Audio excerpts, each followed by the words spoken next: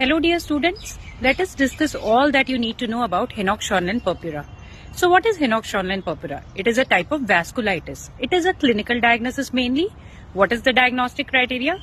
So the essential criteria is presence of palpable purpura.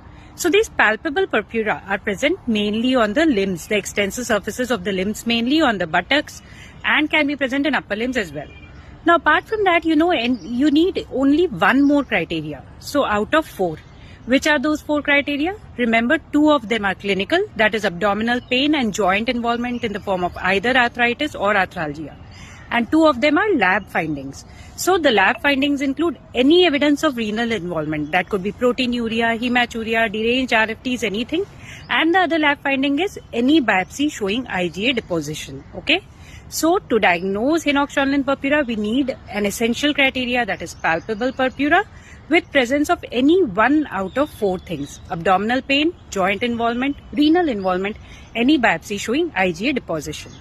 Now, why is Henoch-Schönlein purpura so important? It is important because glomerulonephritis is seen in almost 1/3 of cases. So you need to keep these children under follow-up.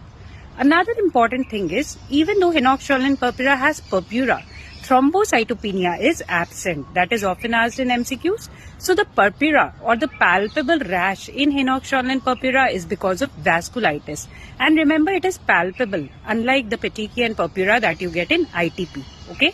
Now, Henoch-Schönlein purpura is usually a self-limiting illness. Usually only supportive care is required, no specific treatment. But in severe cases, like if there is severe GI involvement, severe abdominal pain or GI bleeding, corticosteroids may be required.